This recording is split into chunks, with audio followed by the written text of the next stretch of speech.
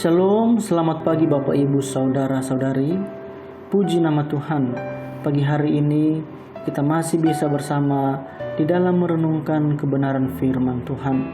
Terlebih dahulu saya mengajak kita untuk berdoa. Bapa di sorga, di dalam nama Tuhan kami Yesus Kristus, kami mengucap syukur untuk anugerah-Mu yang senantiasa berlimpah di dalam kehidupan kami, pribadi lepas pribadi. Kalau sebentar kami akan membaca dan merenungkan kebenaran firman-Mu, kami mohon berkatilah kami semua, supaya melalui kebenaran firman-Mu, kami semakin dekat kepadamu, kami semakin mengenal isi hati Tuhan dalam setiap kehidupan kami. Berkatilah waktu ini, di dalam nama Tuhan Yesus Kristus. Amin. Bapak Ibu Saudara, bacaan firman Tuhan pagi hari ini di dalam 2 Petrus pasal 3 ayat 1 sampai 7. Demikian firman Tuhan. Saudara-saudara yang kekasih, ini sudah surat yang kedua yang kutulis kepadamu.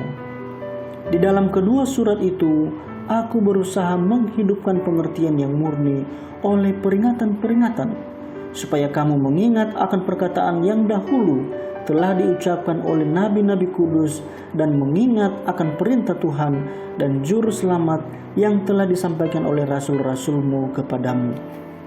Yang terutama kamu ketahui ialah bahwa pada hari-hari zaman akhir akan tampil pengejek-pengejek dengan ejekan-ejekannya, yaitu orang-orang yang hidup menuruti hawa nafsunya. Kata mereka, di manakah janji tentang kedatangannya itu? Sebab sejak bapa-bapa leluhur kita meninggal, segala sesuatu tetap seperti semula pada waktu dunia diciptakan. Mereka sengaja tidak mau tahu bahwa oleh firman Allah, langit telah ada sejak dahulu, dan juga bumi yang berasal dari air dan oleh air, dan bahwa oleh air itu, bumi yang dahulu telah binasa dimusnahkan oleh air bah. Tetapi oleh firman itu juga, langit dan bumi yang sekarang terpelihara dari api dan disimpan untuk hari penghakiman dan kebinasaan orang-orang fasik. Demikian jauh pembacaan firman Tuhan. Tema renungan pagi hari ini, lawan kesesatan dengan firman. Hal-hal baru yang menarik mudah membuat kita melupakan hal-hal lama yang penting. Ajaran-ajaran baru dari para penyesat seringkali menggoyahkan iman setiap orang percaya. Oleh karena itu, Petrus memperingatkan jemaat tentang penyesatan yang berkaitan dengan kedatangan Yesus yang kedua kali. Penyesatan ini akan terjadi pada hari-hari akhir.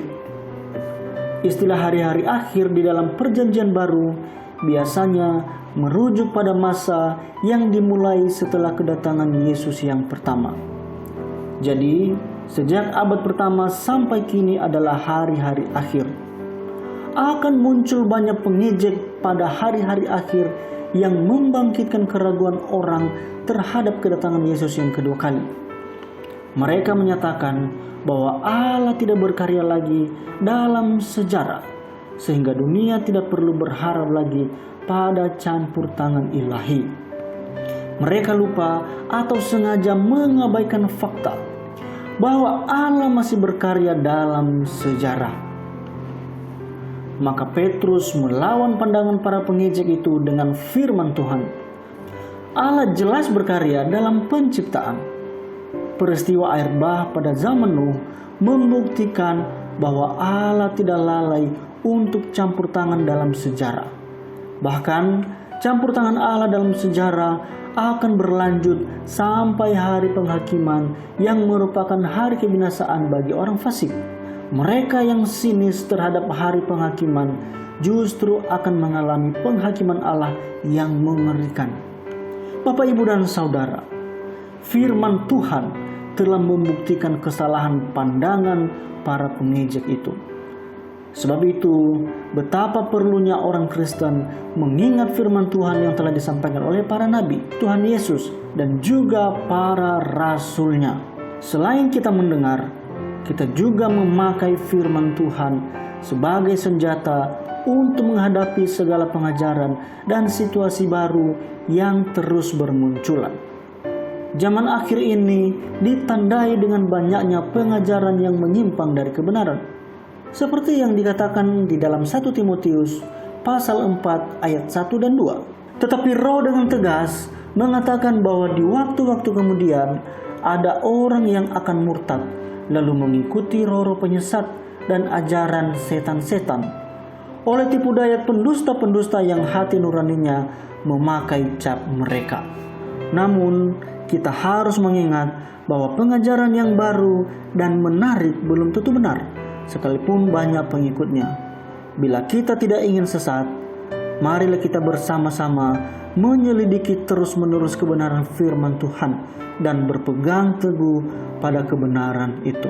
Kita berdoa. Kami mengucap syukur untuk firman-Mu pada pagi hari ini ya Tuhan. Mengajarkan kami sekaligus mengingatkan kami supaya tetap waspada terhadap zaman akhir ini.